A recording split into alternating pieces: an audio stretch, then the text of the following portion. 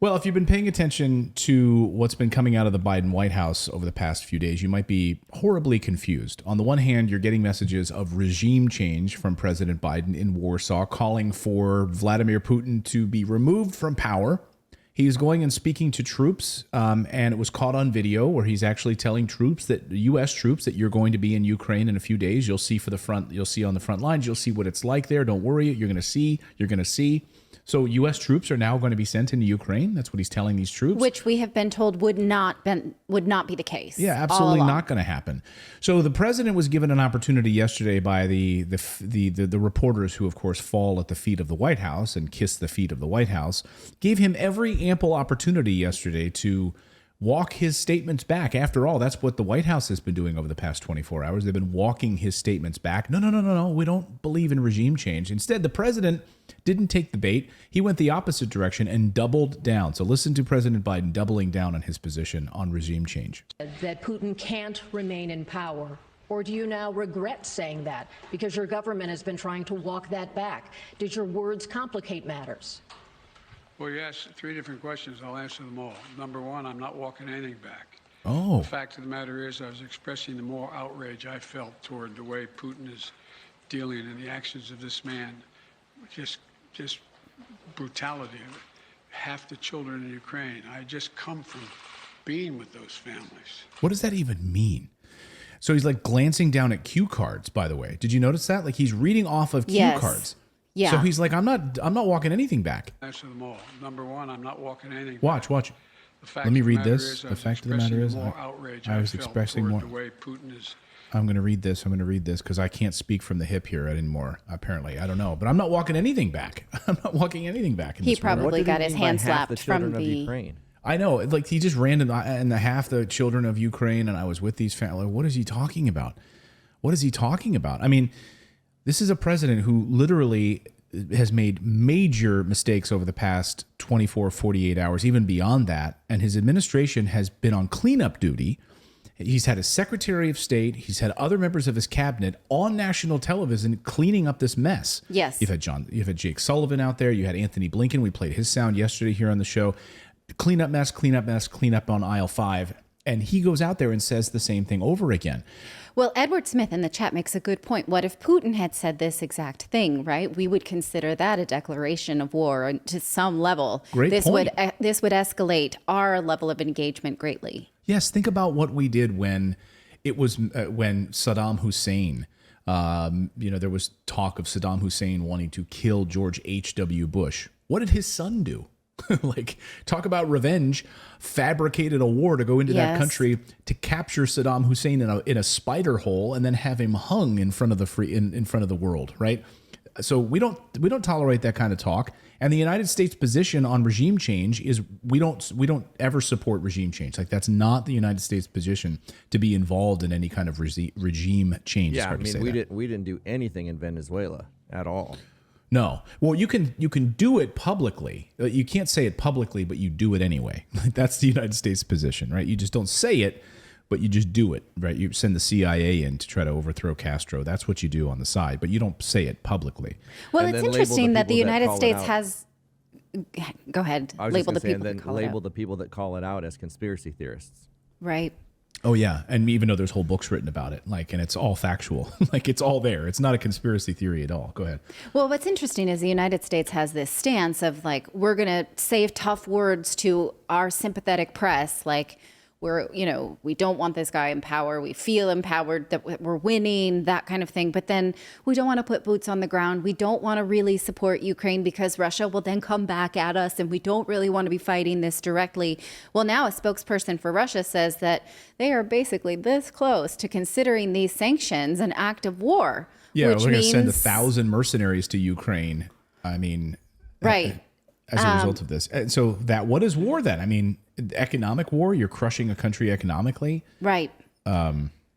Well, I mean, these are the parsing of the words, right? That gets so confusing because President Biden did say sanctions are an act of war. Then he continues to do them and encourage other countries to do them.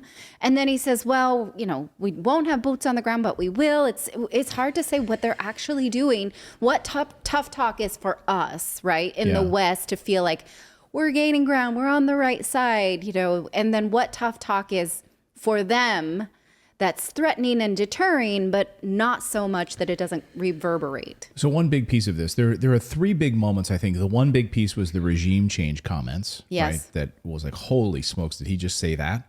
And then he doubles down on it. The other big piece of this were cameras were rolling when he was speaking to members of the Airborne Division in Poland. U.S., these are U.S. soldiers.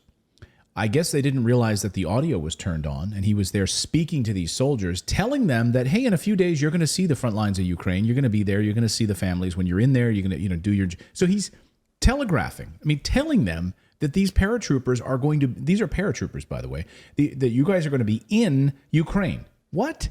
I thought we weren't supposed to go in Ukraine. That's World War III. Average citizen, look at how they're stepping up. Look at how they're stepping up. And you're going to see when you're there, and some of you have been there, you're going to see women, young people standing in the middle in front of a damn tank, just saying, I'm not leaving.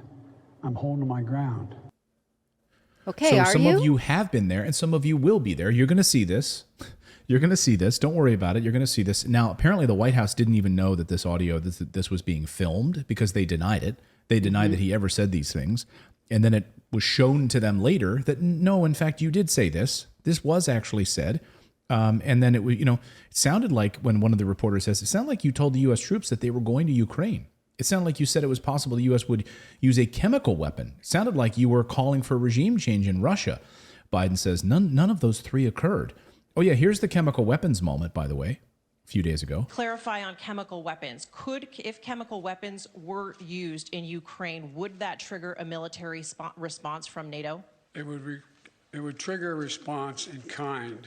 Whether or not you're asking whether NATO would cross, we'd make that decision at the time. So if they use In chemical kind. weapons in kind, we will use chemical weapons. We got them too, just so you know. Okay, so you heard that, right? I'm not just making that up, right? You also heard him telling the troops that you're going to be there. You're going to see what this looks like on the front lines. Many of you have already been there, maybe admitting out loud that some of these paratroopers have already been there helping inside of Ukraine anyway, right, on the front lines, but we're not allowed to talk about that, keep that quiet. So these reporters then have the opportunity, they're giving the president the opportunity here to clarify these statements. And basically lies to the American people right in their face. Are you worried that other leaders in the world are going to start to doubt that America is back if some of these big things that you say on the world stage keep getting walked back? What's getting walked back? It sounded like, just in the last couple days, it sounded like you told U.S. troops they were going to Ukraine. It sounded like you said it was possible the U.S. would use a chemical weapon, and it sounded like you were calling for regime change in Russia, and we know... None of the three occurred. None of the three occurred? None of the three. Mr. President? Okay, but they did. That's the thing. None of the three occurred. So, And we're barely a week past the New World Order, you guys. And here it's are just the people it's just so easy to throw this out there, but ignore the evidence of your eyes. It's like I hate the guy. I feel like I'm in a constant loop of making Orwellian comparisons, but I mean that's literally what just happened. Like no, I know it looks like I said that. These are the people now. I mean, these are the different spokespersons for the White House having to walk this back. The president's point, this was a comment from the White House. The president's point was that Putin cannot be allowed to exercise power over his neighbors or the region, a White House official said. He was not discussing Putin's power in Russia or regime change. Then the president has been clear, we're not sending U.S. troops to Ukraine. There's no change in that position, another spokesman said. So no one's had to walk anything back. Literally, these people had to walk these comments back. Biden's National Security Advisor, Jake Sullivan, we will collect the form and nature of our response based on the nature of the action Russia takes on chemical weapons. And we'll do so in coordination with our allies. And I won't go beyond that other than to say the United States has no intention of using chemical weapons, period, under any circumstances. But the president just said, like and kind. Okay. Again, I want to just play devil's advocate here. Is he just saying crazy things? Like, can we just give him a pass for No, saying this crazy is the president things? of the United States of America. You don't just give the same things that when President Trump spoke off the cuff or jumped on Twitter. I'm not making the argument, but let's just open up the conversation because what's the end of that conversation? I just don't get it. Like, this is, to me. I don't know that our you can't presidents forgive don't know what they're talking about for the last can't two forgive the leader. administrations. Yeah, you can't forgive the leader of the free world for saying that some things that are, because like you can forgive a celebrity, you can forgive other public speakers, but this is, the whole world is waiting to see what we do, and his words matter. I mean, there was almost war started on Twitter because of Trump, like with tweets to North Korea. The president's words matter more than any other person right now, especially during this. But we also are accustomed to presidents not being careful with their words now. And so are we kind of like, well, all right, we don't take this seriously anymore. I'm not saying that that's the case, but I'm also not saying it's not the case, because Trump said a lot of things that could have got us fairly close to danger all the time, right? And so now, which is why those people should not be presidents. Right. I mean, exactly. I mean, President Trump said quite a number of things. President Trump made a lot of stupid mistakes, and that doesn't make it right. Are you worried that other leaders in the world are going to start to... That doesn't make it right at all. I mean, the president had the opportunity here to walk some of this back. And again, I love the fawning press here. Watch CBS News, like basically kiss President Biden's feet in this question. Like, you're so amazing, Mr. President. You're just amazing. So I just want to clarify, like, you really didn't mean what you said, right? But I just want to say you're amazing. You're amazing in your foreign policy. Can you help us understand, you have more foreign policy experience than any president who has ever held this office. Whether those are your personal feelings or your feelings as president, do you understand why people would believe you, as someone commanding one of the largest nuclear arsenals in the world, saying someone cannot remain in power is a statement of U.S. policy? And also, are you concerned about propaganda use of those remarks by the Russians? No and no. Tell me why. You have so much experience. You are the leader of this country. Because it's ridiculous. Nobody believes we're going to take down. I was talking about taking down Putin. Except world leaders do. Except the president of France actually responded to it. In fact, world leaders all said, "Hey, we want to let you know we're not on board with that plan, buddy." So when world leaders have to actually respond to things, I mean, no one believes it. I mean, like, no one believes that I actually meant that, right? No one believes that. If you can't believe a president and his word, then what good is he? Right. In fact, on the Council of Foreign Relations president, Richard Hawes, yesterday said about that comment, it's worse because it was off script, because other world leaders could view it as his personal, genuine beliefs, right? Mm-hmm. So maybe he's speaking off script and he's not speaking for the entire country, but he forgot that that's his job. I mean, I don't know. But at the end of the day, there are peace talks. So regardless of the bumbling coming out of Washington, at least the Russia-Ukraine came together, hosted by Turkey, President Erdogan hosting this. And it made sense that Turkey would be the sort of neutral arbiter of this. It's not not an EU country. Yes. Right. Not a NATO country. No, although it has applied for EU citizenship. I don't know. Status. Membership for a long time, but has not been admitted.